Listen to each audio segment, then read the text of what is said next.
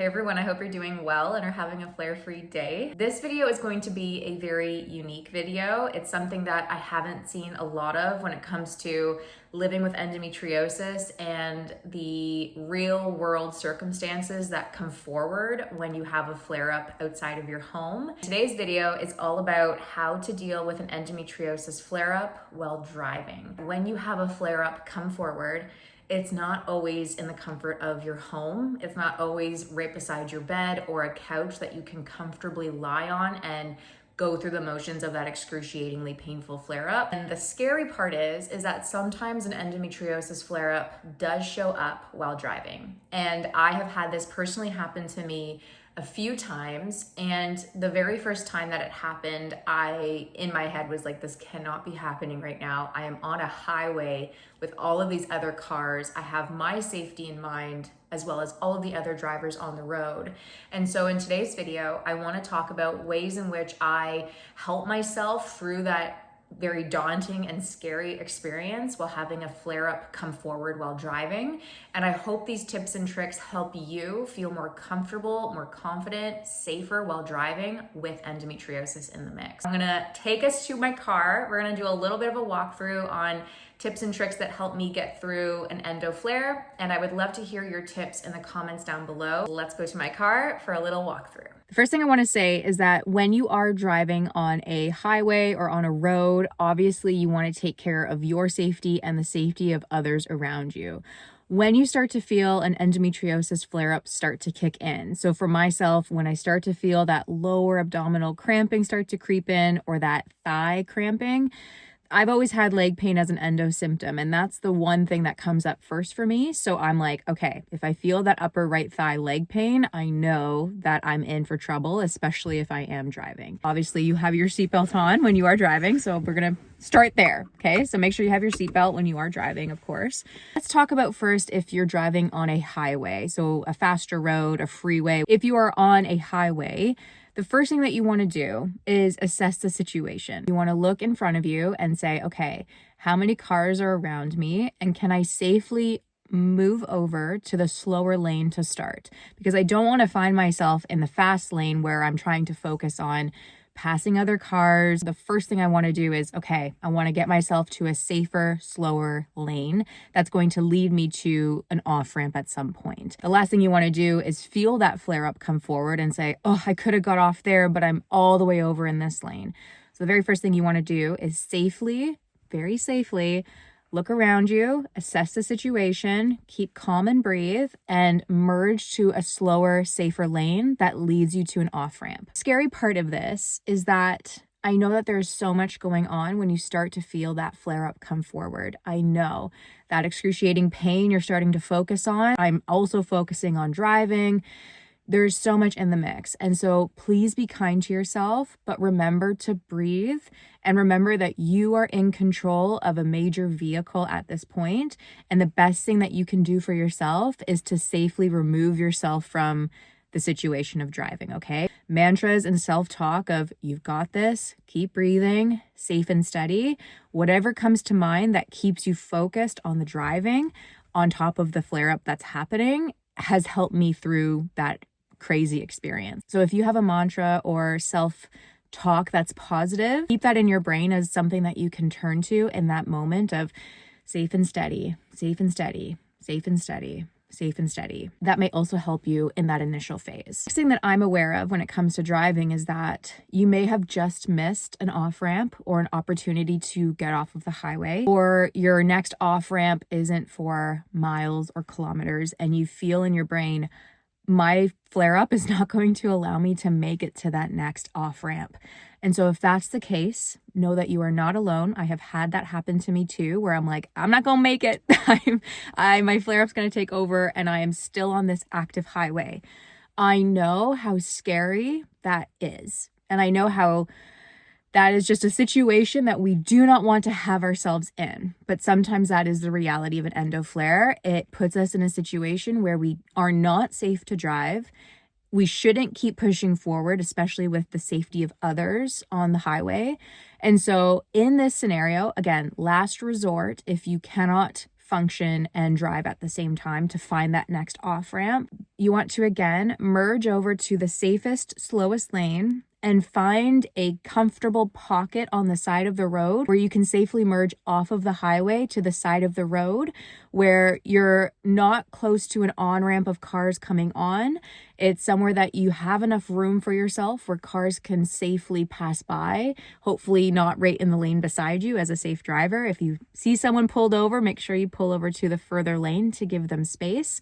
But you just want to make sure that you find yourself a pocket of space and air away from the active highway. Even though you're still on that active highway, being off on the side of the road gives you that space and buffer room to experience that flare up, experience that pain without having to worry about driving that vehicle. And somewhat of a last resort, if you can make it off of the highway onto an off ramp and into like a gas station parking lot or a restaurant parking lot, or again, a side of the road there that's a little bit quieter than the highway, that's our number one goal. Okay, so let's go back to you are able to merge off of the highway now on an off ramp.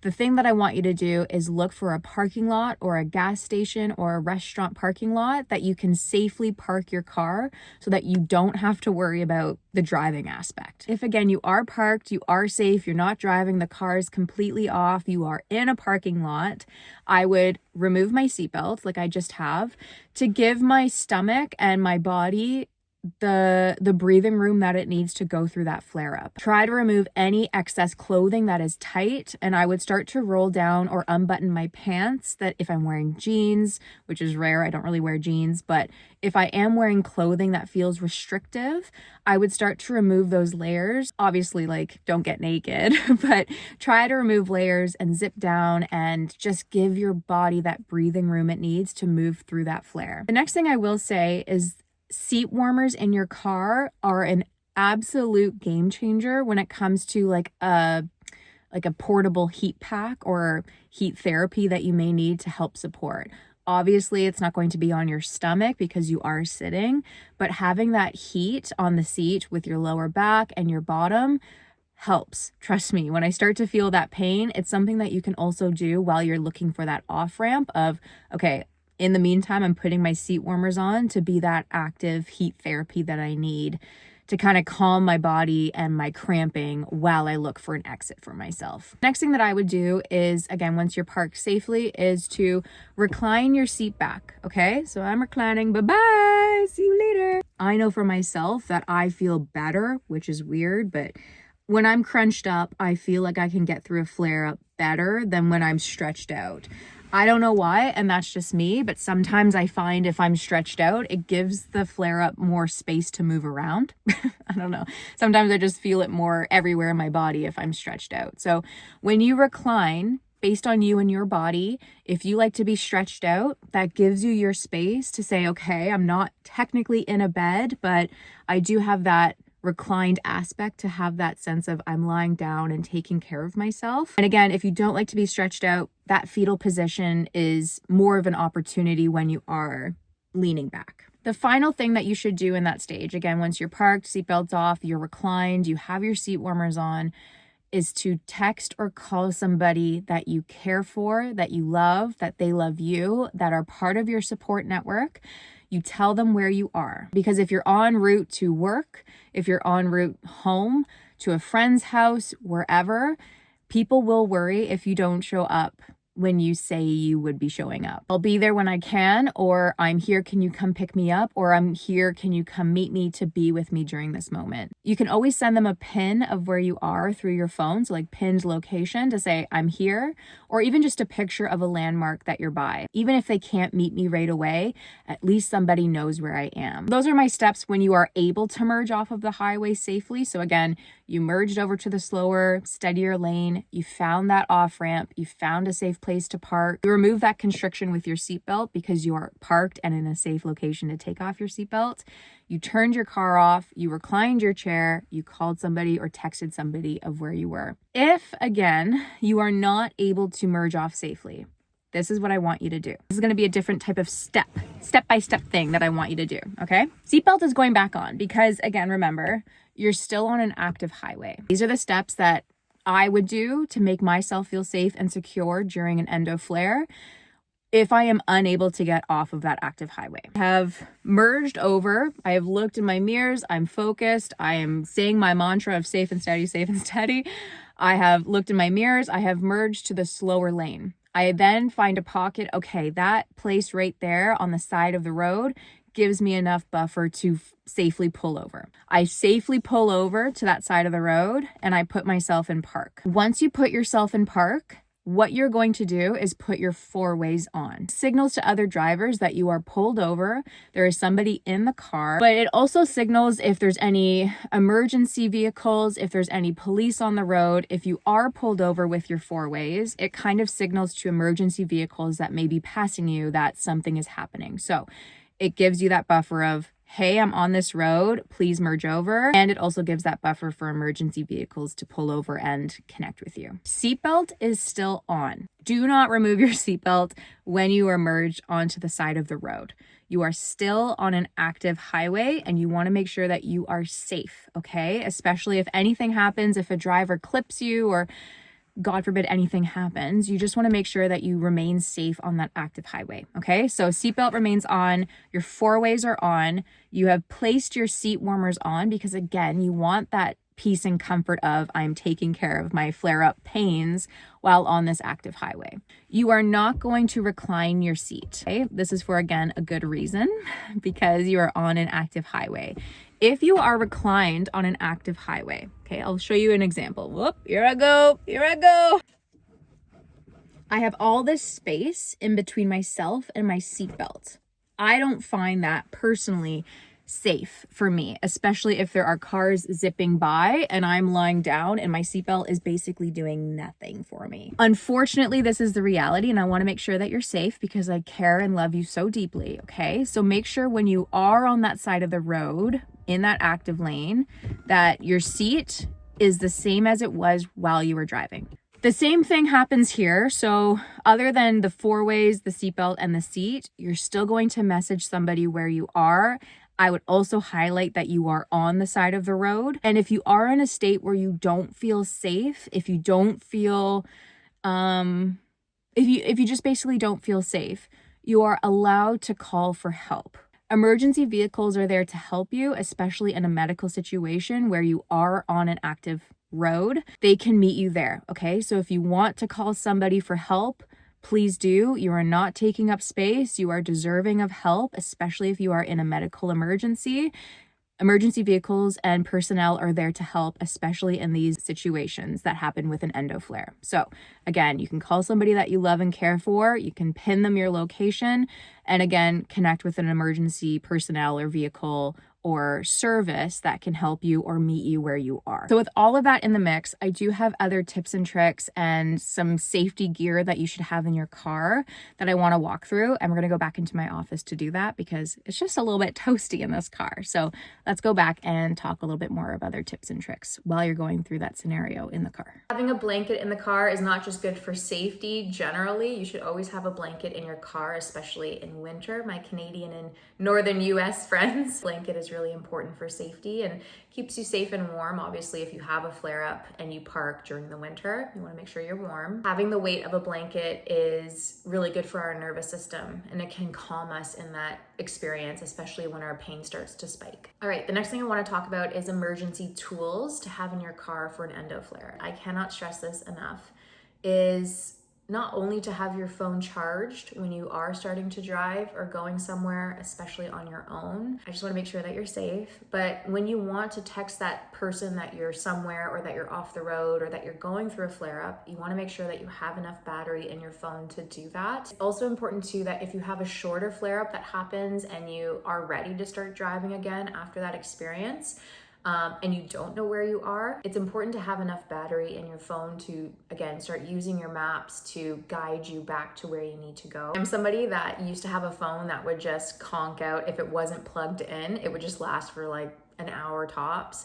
And so if you have one of those phones or if you're one of those people that forget to charge your phone, again, I'm one of those people too, I have to remind myself of this, but make sure that you have a phone charger with you or a portable charger so that you can charge your phone in the car while the flare-up is happening, so that at least you know my phone is ready to text when I'm out of this flare-up, or that I can use my maps to guide me from this area that I don't really know where I'm at. Having a phone charger with you or having a fully charged phone when you drive is key for your safety. Extra emergency tools that you can have in your car that are accessible to you are a portable TENS machine. TENS machines are basically, they have little stickies on them that you can place in areas that you need like a electronic pulse. It can help with excruciating pain and discomfort that comes with endo.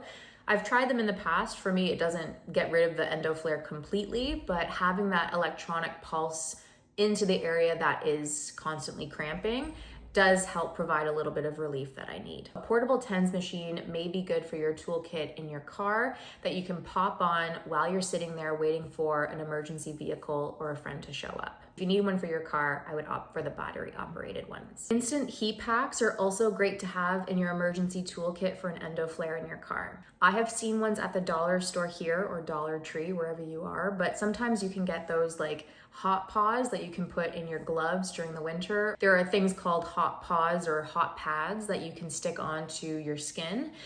It's basically like a portable heating pack or hot water bottle that you can use on your stomach or abdomen while the seat warmers are working on your back. And again, having a water bottle with you, having hydration and something to distract yourself with. Like I find if I do have a water bottle with me in the car while I'm in a flare, I'm like, it's distracting me. I'm feeling the water go down my throat. Like it's just something to focus on other than I'm on this road or in park somewhere I don't know, or all of these other things that are going on. Being hydrated is so important to help us through that flare up. And it's also important to just distract ourselves in that experience. Let's talk about mind and body tricks to get us through that experience. I've talked about this before while we were in the car, but mantras or self-talk that is positive can really help us through that situation. I find I don't want music or other distractions while I'm driving or when that flare up starts to kick in or when I'm trying to merge and get off of the off ramp. I would suggest putting on distracting music or sounds like white noise or calming music. Yoga music on Spotify is a good playlist that's kind of just background noise.